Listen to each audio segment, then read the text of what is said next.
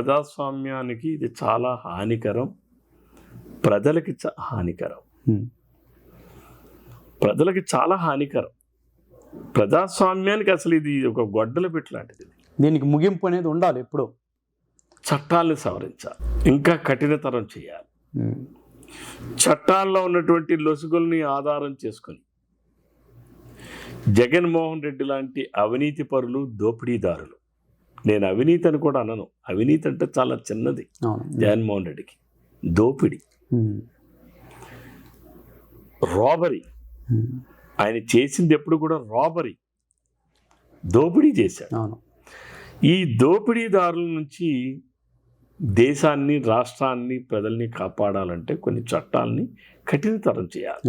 ఈరోజు జగన్మోహన్ రెడ్డి గారు ఆయన చేసినటువంటి ఇంటలెక్చువల్ క్రైమ్స్ అప్పుడు చేసినా ఇప్పుడు చేసినా, ఆ రోజు తండ్రి అధికారాన్ని అడ్డం పెట్టుకొని చేశాడు, నిన్న తనే ముఖ్యమంత్రిగా ఉంటూ చేశాడు.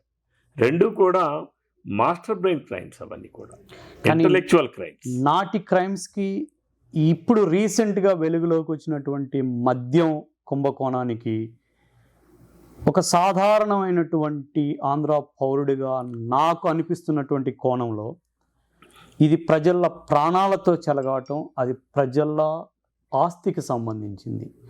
ఈ రెండింటిని కంపేర్ చేసినప్పుడు మనం ఎక్కడికి వెళ్తున్నాం అనిపిస్తుంది. అంటే ఇక్కడ మీరు అర్థం చేసుకోవాల్సింది, జగన్మోహన్ రెడ్డి గారు 42,000 కోట్ల రూపాయలు దోచుకున్నారంటే అది ఎవరిది? అది ప్రజలది. ఆ రోజు 12-14 సంవత్సరాల క్రితం 42,000 కోట్లు. ఈరోజు వాటి విలువ కొన్ని వేల, ఇంకా లక్షల కోట్లు. అవును.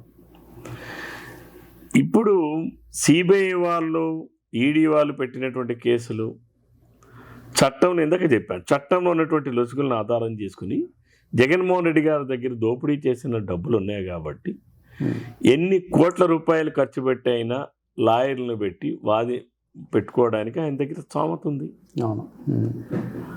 ఒక పాయింట్ మీద కాబట్టి ఇంకో పాయింట్, ఇంకో పాయింట్ మీద కాబట్టి ఇంకో పాయింట్. ఈరోజు మీరు చూసారు మద్యం కేసులో రాజ్ రెడ్డి అని ఎన్ని కేసులు వేసాడండి?